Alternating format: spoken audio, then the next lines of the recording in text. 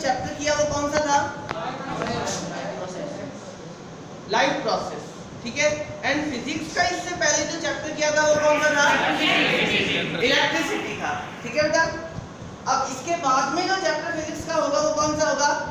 Magnetic effect of current, ठीक है। तो आज जो अपना चैप्टर है उसका नेम है light reflection and refraction. Clear बेटा? ध्यान रखना, बायो के चैप्टर आप खुद भी समझ सकते हो, बायो के चैप्टर आप बुक रीड करके खुद भी समझ सकते हो, लेकिन फिजिक्स का चैप्टर कभी भी खुद नहीं समझ सकते क्योंकि इसमें रे डायग्राम्स होते हैं, न्यूमेरिकल्स होते हैं, आपको कभी भी खुद समझ में नहीं आए। आगे बात समझे बेटा, इसमें अपन बहुत सारे न्यूमेरिकल्स करेंगे, बहुत सारे, लेकिन उससे पहले चैप्टर को समझना जरूरी है। अगर चैप्टर आपके समझ में नहीं आया है तो ये आपके न्यूमेरिकल्स को सॉल्व करने में कोई हेल्प नहीं करेगा ये चैप्टर आपको।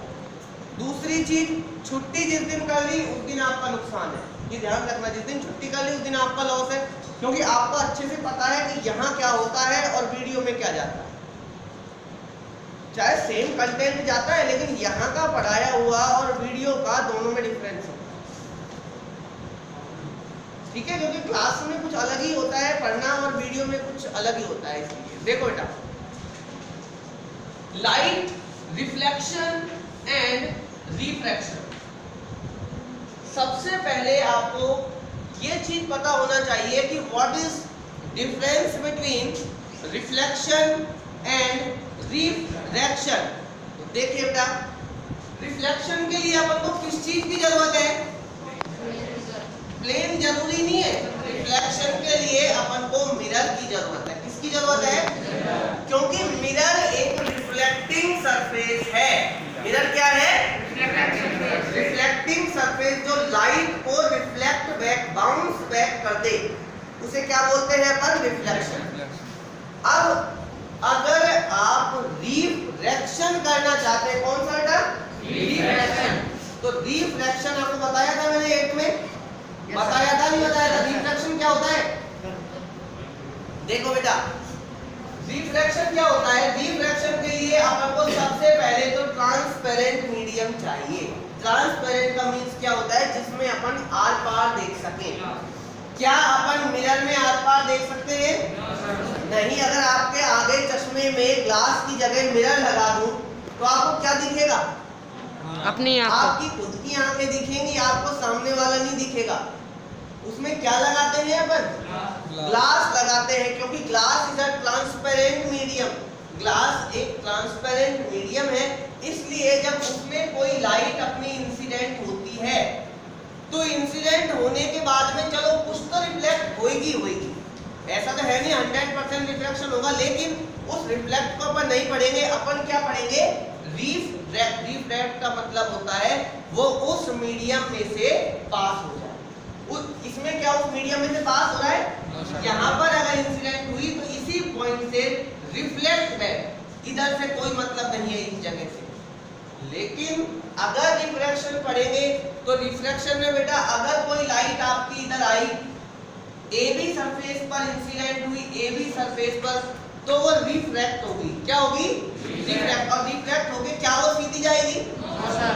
कुछ एंगल पर सीधी नहीं जाएगी, वो या तो उस नॉर्मल जो है, ये नॉर्मल होता है ना बेटा, इस नॉर्मल के या तो पास आएगी, क्या दूर जाएगी, और या फिर इस नॉर्मल से दूर जाएगी। मतलब जानी कैसे चाहिए थी? ऐसे जानी चाहिए थी सीधी, लेकिन बेटा रिफ्रैक्शन में सीधी नहीं जाती है। रिफ्रैक्शन में वो कुछ एंगल से या तो दूर जाएगी नॉर्मल से या नॉर्मल के पास आएगी। अब ये कैसे जाएगी कैसे आएगी ये सब अपन अच्छे से एक्सप्लेन करेंगे। रिफ्रैक्शन का एक्सपेरिमेंट भी है, उसको अपन क्लास लैब पे करेंगे अच्छे से। अभी आपको सिर्फ ये पता होना चाहिए रिफ्लेक्शन और रिफ्रैक्शन में क्या डिफरेंस है। अब रिफ्लेक्शन के लॉ, रिफ्लेक्शन के लॉ में मैंने आपको 2 लॉज बताए थे। एट्थ में मैंने अच्छे से इस चैप्टर को इसीलिए ही बताया ताकि आपको प्रॉब्लम ना हो। हाँ भैया, आप एट्थ में इस स्कूल में थे? नहीं थे। आपको पता है रिफ्रैक्शन? नहीं पता। आप बेटा? नहीं। यही तो प्रॉब्लम है सबसे बड़ी। ये सबसे बड़ी प्रॉब्लम है कि जब कोई चीज आगे आने वाली होती है उसको बताना बहुत जरूरी है। अब अगर मैं रिफ्रैक्शन पूछूं इस स्कूल के बच्चों से, वो जरूर बता देंगे, क्यों? उनको पढ़ाया है। ऐसा नहीं है इन बच्चों में कमी है, नहीं, इन बच्चों को पढ़ाया नहीं है, या इनकी बुक ऐसी चली होगी जिसमें वो होगा नहीं। ऐसा भी हो सकता है। ऐसा भी हो सकता है कि इनकी बुक ऐसी चली हो जिसमें वो टॉपिक ना हो। क्यों नहीं हो? देखो मैं बताता हूँ आपको। एट्थ में दो तरीके की बुक चलती है। एक चलती है बेटा एनसीईआरटी, एक तो एनसीईआरटी बुक चलती है और एक चलती है रेफरेंस बुक। तो आपके जो चली थी वो कौन सी चली थी? रेफरेंस बुक चली थी, पब्लिकेशन चली थी आपकी, पब्लिकेशन चली थी ना, एनसीईआरटी नहीं चली थी। और पब्लिकेशन में इतना कंटेंट था, बहुत ज्यादा, पूरे 10th का कंटेंट था। ऐसे ही रिप्रोडक्शन चैप्टर में पूरा कंटेंट था। 10th में जितना कंटेंट है उतना कंप्लीट कंटेंट आपका किसमें था? 8th में था, लेकिन एनसीईआरटी में उतना नहीं। तो हो सकता है उन बच्चों की एनसीईआरटी चली हो इसलिए उन्होंने ये टॉपिक ना पढ़े, तो वो बच्चे इधर कवर कर ले अच्छे से, कोई दिक्कत की बात है नहीं। ठीक है बेटा? अब देखिए लॉ ऑफ रिफ्लेक्शन। रिफ्लेक्शन के लॉ तो पढ़े होंगे आपने प्रमोद बेटा। रिफ्लेक्शन के पॉज कर दिया। लॉ को क्या कहते हैं? रिफ्लेक्शन के दो लॉ हैं। फर्स्ट लॉ क्या है?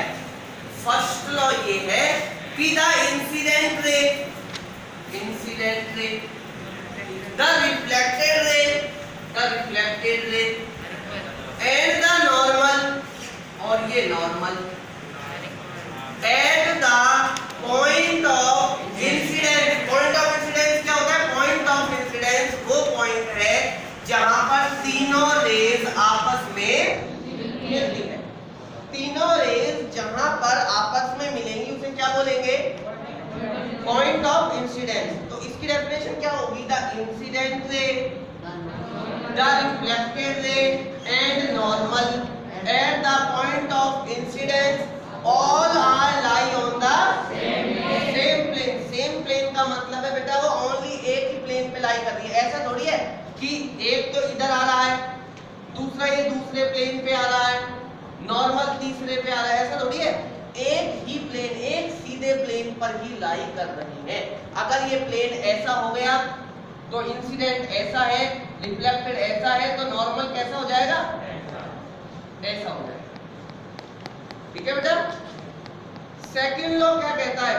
सेकंड लॉ ये कहता है कि उससे पहले आपको ये पता होना चाहिए एंगल ऑफ इंसिडेंस क्या होता है एंड एंगल ऑफ रिफ्लेक्शन क्या होता है।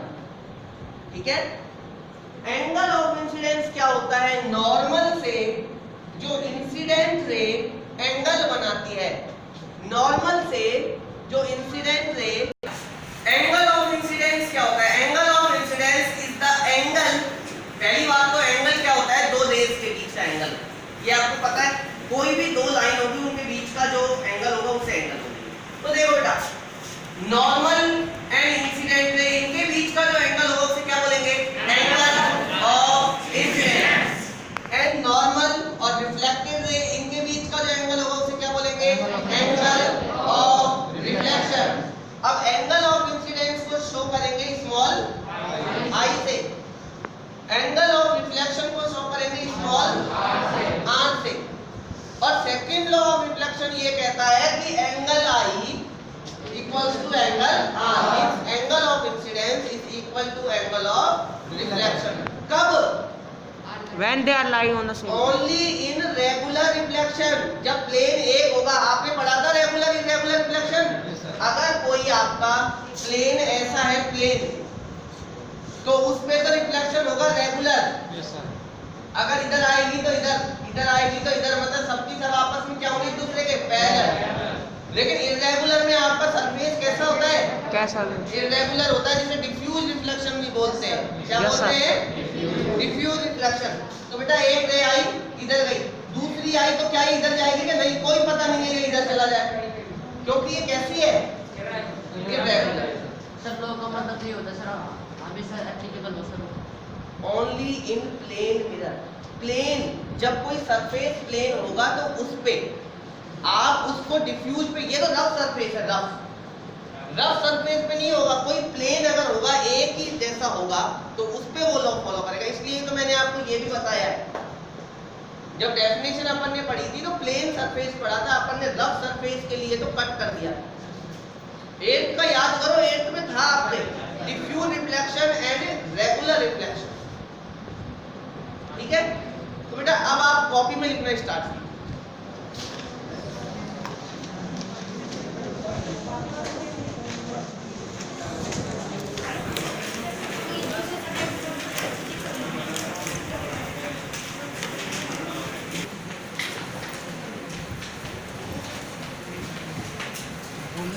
लाइट लिखिए बेटा, कितनी देर की होगी। Light is the form of energy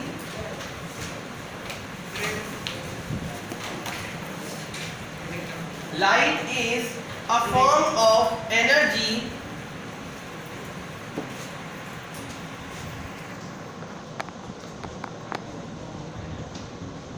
light is a form of energy which gives us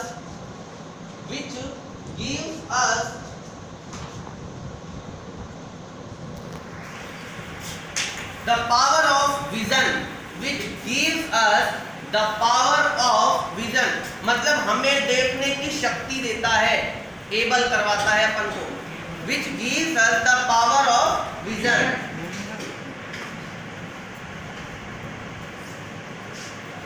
We are unable to see anything. We are unable. UNABLE, unable. We are, वो enable होता है बेटा, ठीक है। We are unable to see anything in dark room. We are unable to see anything in dark room.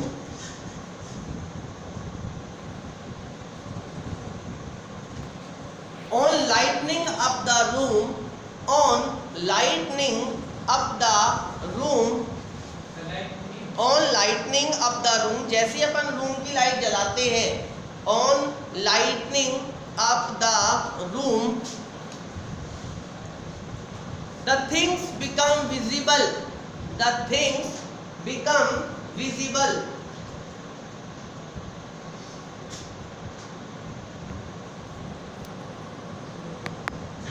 The things become visible.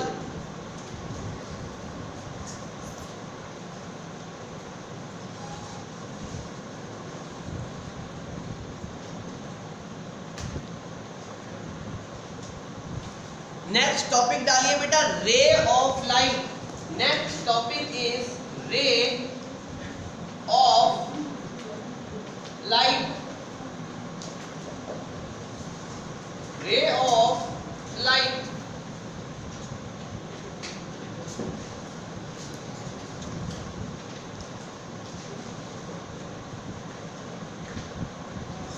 The direction of path, the direction of path, PATH, the direction of path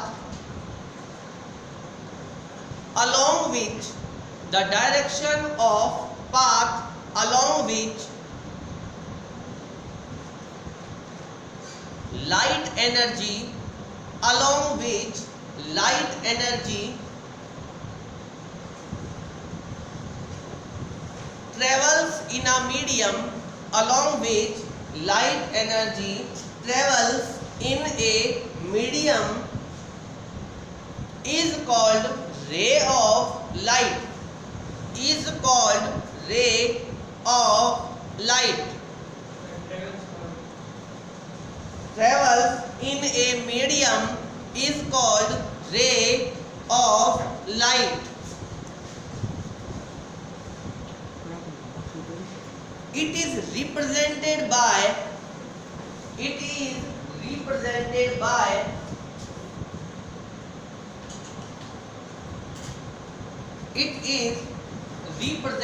by straight line. It is represented by straight line with an arrow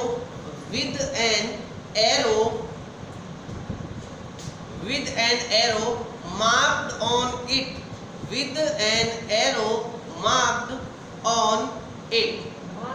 marked MARKED। अब marked बोल दूं या marked बोल दूं, वो एक ही चीज है, ठीक है। With an arrow marked on it. देखिए बेटा, रे ऑफ लाइट को किससे शो करते हैं? एक स्ट्रेट लाइन, उस स्ट्रेट लाइन में एक एरो मार्क होता है, ठीक है बेटा। एक स्ट्रेट लाइन है, इस स्ट्रेट लाइन में एक एरो मार्क होता है, इसे किससे शो करते हैं अपन? रे ऑफ लाइट, ठीक है। नेक्स्ट टॉपिक डालिए बेटा, बीम ऑफ लाइट। बीम कल बताया था बेटा, beam of light, the bundle of ray of light. Next topic is beam of light. Next topic is beam of light.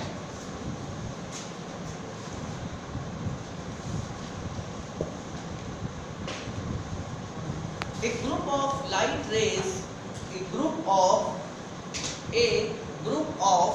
light rays is called beam of light. A group of light rays is called beam of light. A beam of light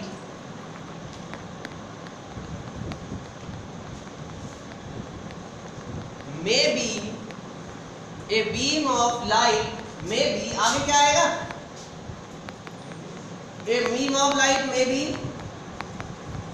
कल ही तो बताया बेटा आपको। A beam of light में भी, beam of light कितने तरीके के हो सकते हैं? May be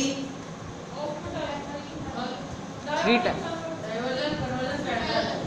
type, may be of 3 type.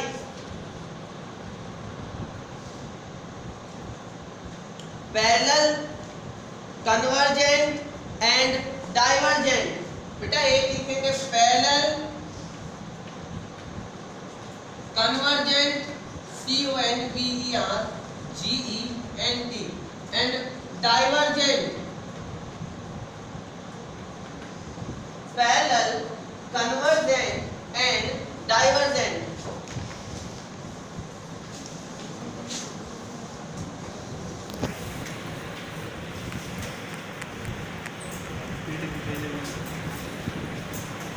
देखिए बेटा,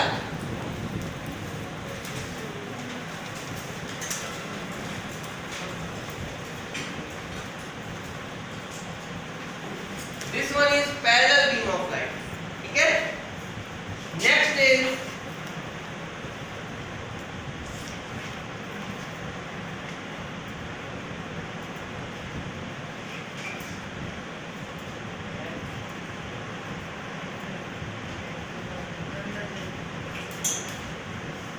बेटा अलग अलग डायरेक्शन से आ रही है और एक पॉइंट पे आकर मिल रही है, कौन सी है?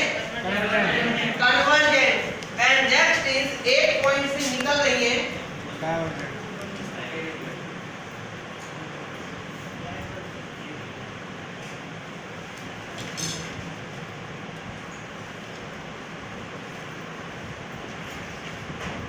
This is divergent. क्लियर बेटा? बेटा बनाने के लिए तो बनाया है, इसको क्यों बनाया है? Parallel, this one is convergent, converge means मिलना, और diverge means क्या बात है, क्या प्रॉब्लम है? converge means होता है बेटा मिलना and diverge means फैलना, and this is divergent। Clear बेटा?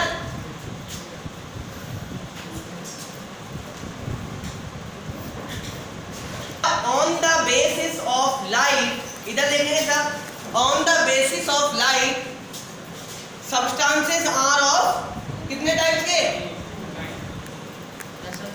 On the basis of light, light के बेस पे सब्सटेंस कितने टाइप्स के? 3 टाइप्स के। एक ओपेक जिसमें से लाइट अपन को आर पार नहीं जा सकती है। सेकंड वन इज ट्रांसपेरेंट जिसमें से लाइट खुली निकल सकती है। थर्ड वन इज पढ़ा है ट्रांसलूसेंट कभी? ट्रांसलूसेंट क्या होता है? जिसमें से धुंधला धुंधला दिखता थोड़ी बहुत लाइट पास हो, जैसे अपनी पॉलिथीन। अपनी पॉलिथीन सुना है आपने? गाँव में देखा होगा कई बार, जब लोग मतलब बाइक चलाते हैं, और बाइक मैंने कई बार देखा है, बाइक चलाते हैं तो बाइक में जैसे मतलब कुछ मिट्टी वगैरह आ गई बाई चांस, जैसे सामने कोई खेत में कुछ कट रहा है तो उसका वो धूल मिट्टी में उड़ रहा है, तो वो क्या करते हैं, पन्नी होती है, पन्नी को पहन लेते हैं। हाँ, रियल में पन्नी पहनने से क्या होता है, उसको इतना तो क्लियर नहीं दिख पाता जितना ट्रांसपेरेंट दिखना चाहिए, लेकिन वो बाइक चला सकता है, इतना दिख जाता है। आगे बात समझ में देखा होगा आपने कई बार, पन्नी पॉलिथीन में आप ऐसे भी देख लो ऐसे करके तो आपको दिख जाएगा। साड़ी की जो पॉलिथीन आती है उसमें देखना है आप, उसमें दिख जाएगा आपको कि ट्रांसपेरेंट, ट्रांसलूसेंट एंड ओपेक में क्या डिफरेंस। ठीक है बेटा, तो टॉपिक डालिए।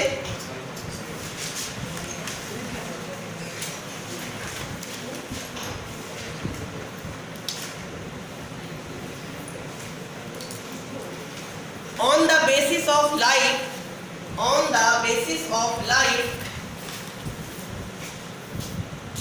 on the basis of light, substances are of 3 types. On the basis of light, substances are of 3 types.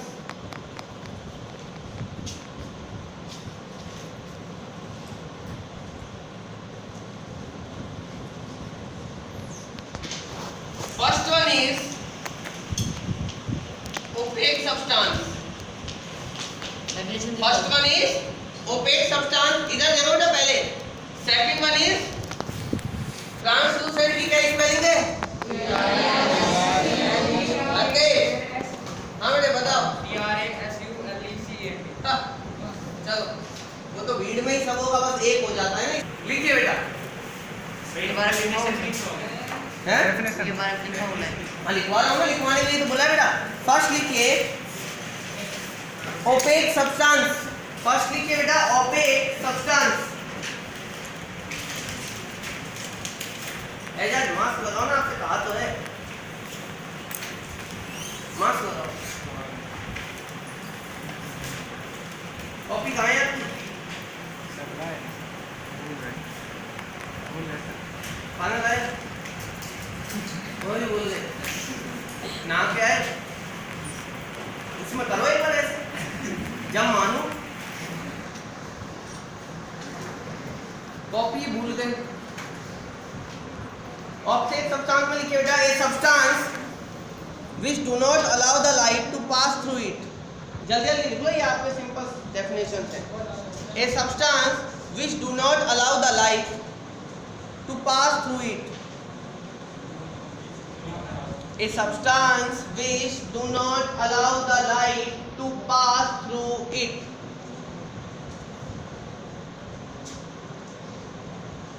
It is called opaque substance. It is called opaque substance. Example में लिख लीजिए कुछ भी। क्या लिखेंगे बेटा? वुड लिख लीजिए, वॉल लिख लीजिए, ठीक है। Second is transparent substance.